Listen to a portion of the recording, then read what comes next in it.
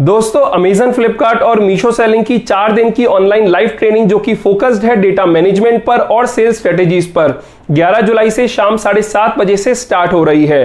तो जो लोग भी इंटरेस्टेड है मुझे इस व्हाट्सएप नंबर पर कांटेक्ट कर सकते हैं। नमस्कार दोस्तों, मैं हिमांशु आप सभी का स्वागत करता हूं अपने YouTube चैनल ई सेलिंग ज्ञान में। दोस्तों फ्लिपकार्ट ने रिटर्न कॉस्ट को लेकर एक नया इनिशिएटिव लिया है और अनाउंस कर दिया है flat and reduce return cost model. जी हां फ्रेंड्स, अगर आप फ्लिपकार्ट पर सेल करते हो तो आपके लिए वीडियो बहुत ही ज्यादा इंपॉर्टेंट है।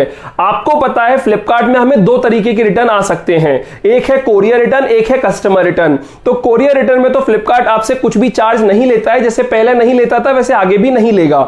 लेकिन कस्टमर रिटर्न में अब जो मॉडल है वो चेंज हो गया है। कस्टमर रिटर्न आपको पता है कि एक सेलर के लिए बहुत ही ज्यादा पेनफुल हो जाता है। जब भी अगर किसी सेलर को कस्टमर रिटर्न आता है तो उसे फॉरवर्ड शिपिंग फीस भी लगती है, रिवर्स शिपिंग फीस भी लगती है, फिक्स्ड फी भी लगती है। तो ओवरऑल जब वो कैलकुलेट करता है तो काफी बड़ा अमाउंट हो जाता है, जो कि अगर मान के चलिए आपको 500 रुपीज का कोई प्रोडक्ट बिका और वो कस्टमर रिटर्न में वापस आ गया तो आपका प्रॉफिट तो कुछ हुआ नहीं, उल्टा आपकी जेब से 150-200 रुपए और लग गए। तो ये काफी ज्यादा पेनफुल हो जाता है किसी भी सेलर के लिए। और कहीं ना कहीं हमें कंप्यूट भी करना पड़ता था कि हमारा जो ऑर्डर है वो लोकल से या जोनल से या नेशनल से, क्योंकि उसी हिसाब से हमारी फॉरवर्ड और रिवर्स शिपिंग फी लगा करती थी। अगर ऑर्डर नेशनल रीजन का है तो फॉरवर्ड और रिवर्स शिपिंग फी मिलाकर एक बहुत बड़ा अमाउंट बन जाता था, जो कि सेलर के लिए बहुत ही ज्यादा पेनफुल होता था। लेकिन अब फ्लिपकार्ट ले आया है फ्लैट और reduced return cost price model, जिसके बारे में आपको पता होना चाहिए और इसमें आपको बिल्कुल भी कुछ कैलकुलेट नहीं करना है। एक फिक्स्ड रिटर्न कॉस्ट आपको लगा करेगी अगर आपको कोई कस्टमर रिटर्न आता है तो आइए इसके बारे में आप डिटेल में जान लेते हैं। तो देखिए फ्रेंड्स, इधर मैं व्हाइट बोर्ड पे आपको समझाता हूं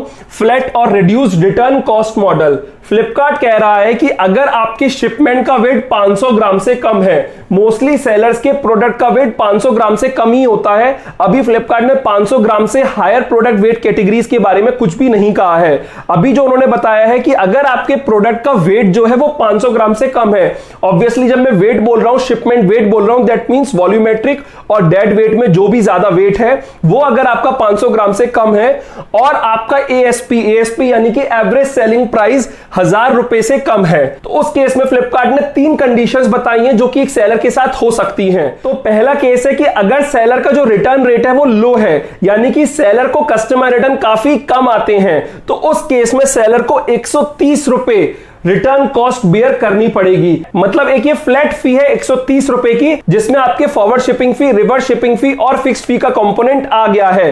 तो अगर आपके प्रोडक्ट का वेट 500 ग्राम से कम है और एवरेज सेलिंग प्राइस प्रोडक्ट की 1000 रुपए से कम है और लो रिटर्न रेट है, तो आपको 130 रुपए कस्टमर रिटर्न के केस में लगने वाले हैं और ये फिक्स्ड अमाउंट है, इंडिपेंडेंट ऑफ कि आपका ऑर्डर लोकल से आए, जोनल से आए और नेशनल से आए। सेकंड केस, अगर सेलर का जो रिटर्न रेट है वो हाई है, मतलब अगर सेलर का रिटर्न रेट हाई है लेकिन वो return rate less than vertical के एवरेज रिटर्न रेट से। फॉर एग्जांपल मैं अपैरल में डील करता हूं और मेरा जो रिटर्न रेट है वो हाई है, लेकिन मेरे वर्टिकल का जो एवरेज रिटर्न रेट है उससे कम है। अगर मल्टीपल सेलर अपैरल में डील करते होंगे तो एक एवरेज रिटर्न रेट आ जाएगा कि इतने रिटर्न होते हैं इस वर्टिकल में एवरेज। तो भले ही मेरा रिटर्न रेट हाई है लेकिन उस एवरेज वर्टिकल रिटर्न रेट से मेरा रिटर्न रेट कम है, तो उस केस में भी मुझे 130 रुपए ही फ्लैट रिटर्न कॉस्ट लगने वाली है। समझ गए आप? अब केस नंबर 3, अगर मेरा रिटर्न रेट हाई है लेकिन वर्टिकल के एवरेज से ज्यादा है, मतलब दूसरा केस था वर्टिकल के एवरेज से कम है, तीसरा केस है कि वर्टिकल के एवरेज से ज्यादा है, तो उस केस में आपको फ्लैट फी लगने वाली है रिटर्न की 260 रुपए। मतलब अगर आप एक ऐसे सेलर हैं जिनका कस्टमर रिटर्न काफी ज्यादा आता है तो उस केस में आपको मुसीबत आने वाली है, क्योंकि आपको 260 रुपए लगेगा जब भी आपको कस्टमर रिटर्न आएगा। अगर आपका लो रिटर्न रेट है या फिर आपका हाई रिटर्न रेट है जो कि लेस देन वर्टिकल के एवरेज रिटर्न रेट से, तो उन दोनों ही केसेस में आपको 130 रुपए रिटर्न फीस लगने वाली है।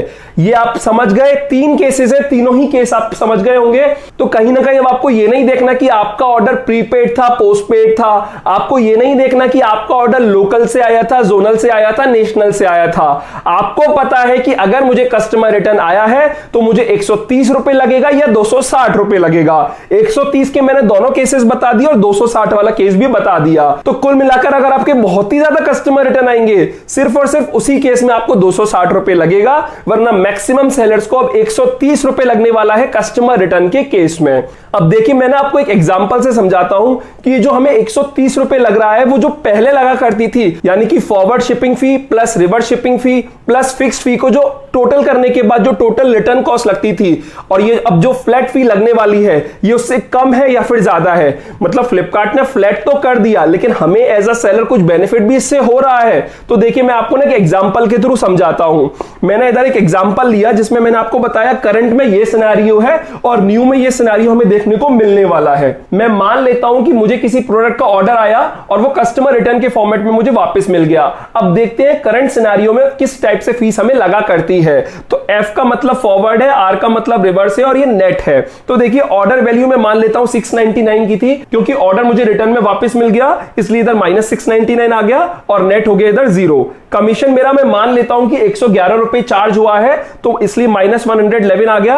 अब क्योंकि मुझे ऑर्डर रिटर्न हो गया इसलिए +111 आ गया, तो -111 + 111 ये भी 0 हो गया। अब आता है फिक्स्ड फी। तो फिक्स्ड फी में मान लेता हूं कि 30 रुपए मेरा फिक्स्ड फी लग रहा है और रिवर्स में कोई फिक्स्ड फी अलग से लगता नहीं है, तो टोटल मेरा जो फिक्स्ड फी है वो -30 रुपीज आ गया। ये तो आप जानते ही होंगे कि कस्टमर रिटर्न के केस में कमीशन फी नहीं लगती है लेकिन फिक्स्ड फी लगती है, इसलिए फिक्स्ड फी मेरी 30 रुपए आ गई है। नेक्स्ट है कलेक्शन फी। कलेक्शन फी के केस में आप देखोगे 15 रुपए फ्लिपकार्ट ने चार्ज किए हैं, तो ये -15 आ गया है। अब आता है फॉरवर्ड और रिवर्स शिपिंग फी। तो ऑब्वियसली अभी करंट सिनेरियो में तो डिपेंडेंसी है कि आपका ऑर्डर लोकल से आया है, जोनल से आया है, फिर नेशनल से आया है। तो मैं इधर अभी डमी वैल्यू मान लेता हूं कि फॉरवर्ड शिपिंग फी मेरी 46 रुपीज लग गई और रिवर्स शिपिंग फी मेरी 55 रुपीज लग गई।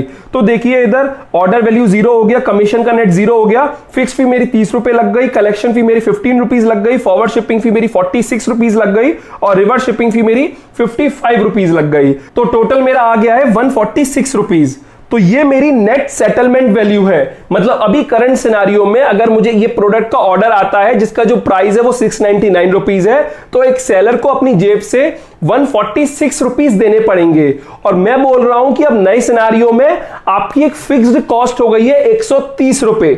मैंने क्या बोला कि नए सिनेरियो में आपकी एक फिक्स्ड रिटर्न कॉस्ट हो गई है 130 रुपीज। तो कहीं ना कहीं आपकी 16 रुपीज की सेविंग्स हो गई, 16 रुपीज की आपकी सेविंग्स हो गई। अब देखिए, अगर आप इधर नए सिनेरियो में देखोगे तो ऑर्डर वैल्यू 0 हो गई, कमीशन 0 हो गया, फिक्स्ड फी -28 हो गया, कलेक्शन फी वाला कंपोनेंट अब नए रेट कार्ड के हिसाब से नहीं है। मैंने नया रेट कार्ड लास्ट वीडियो में समझाया है, अगर अभी तक आपने वो वीडियो नहीं देखा है तो इस वीडियो के डिस्क्रिप्शन में जाके आप देख सकते हैं। फॉरवर्ड शिपिंग फी इधर -64 हो गया, क्योंकि मैंने आपको बताया फ्लिपकार्ट ने लोकल, जोनल और नेशनल वाला कंसेप्ट खत्म कर रहा है और आपका ऑर्डर कहीं से भी आए आपको एक फिक्स्ड शिपिंग फी लगा करेगी। तो इधर आ गया -64। और देखिए, रिवर्स शिपिंग फी इधर -38 किस तरीके से आया आप कंप्यूट कर सकते हैं, क्योंकि आपको जो टोटल फीस लगने वाली है वो 130 रुपए लगने वाली है। तो 130 में से अगर आप 28 माइनस करोगे और 64 माइनस करोगे तो इधर आप कंप्यूट करोगे तो ये 38 आ जाएगा। तो इधर ये 38 आ जाएगा। आप कैलकुलेट कर सकते हैं, 38 मेरा रुपीस आ गया है। किस चीज की वैल्यू है? रिवर्स शिपिंग फी। तो पहले मेरी रिवर्स शिपिंग फी लग रही थी 55 रुपीस, अब रिवर्स शिपिंग फी लग रही है 38 रुपीस। तो ये आपको एक बेनिफिट मिल गया एज अ सेलर इस नए मॉडल से। तो कहीं ना कहीं बस आपके लिए डिसएडवांटेजेस तभी है जब आपका रिटर्न रेट काफी हाई है और आपका हाई कस्टमर रिटर्न आते हैं। तो इसलिए ये फ्लिपकार्ट का नया मॉडल है। इसमें अभी कुछ डिस्क्रिपेंसीज हैं कि ये अभी सभी सेलर्स के लिए एप्लीकेबल हो जाएगी या कुछ पर्टिकुलर वर्टिकल में सेल करने वाले सेलर्स के लिए एप्लीकेबल होगी। कुछ डिस्क्रिपेंसीज हैं जो कि बहुत ही जल्द क्लियर हो जाएंगी। लेकिन ओवरऑल अब फ्लिपकार्ट इस मॉडल पे, इस रिटर्न कॉस्ट मॉडल पे वर्क करने वाला है, जिसमें फ्लिपकार्ट का कहना है कि सेलरों को बहुत दिक्कत होती है कि कितनी रिटर्न कॉस्ट आ रही है कंप्यूट करने में। अब आपको पता है कि अगर आपको कस्टमर रिटर्न आया है तो आपको अपनी जेब से 130 रुपए देने हैं और वर्स्ट केस में 260 रुपए देने हैं अगर आपका कस्टमर रिटर्न रेट काफी ज्यादा होता है। तो अब आपको कंप्यूट नहीं करने, आपके दिमाग में आपको पता होगा मेरे प्रोडक्ट का वेट अगर 500 ग्राम से कम होता है, एवरेज सेलिंग प्राइस 1000 रुपए से कम है, तो उस केस में 130 रुपए फ्लिपकार्ट ले लेगा जब भी मेरा कोई कस्टमर रिटर्न आएगा। आपको ये नहीं सोचना कि जोनल का ऑर्डर है, नेशनल का ऑर्डर है तो ज्यादा लगेगी फीस, लोकल का है तो कम लगेगी। ओवरऑल उन्होंने बता दिया 130 रुपए लगने वाली है, मतलब 130 रुपए लगने वाली है।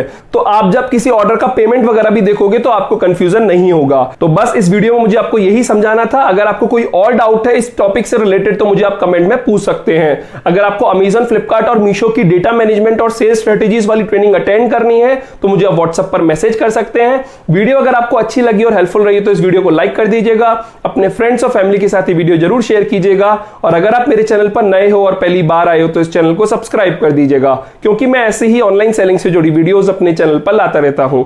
फिलहाल अभी के लिए मैं चलता हूं। Thank you.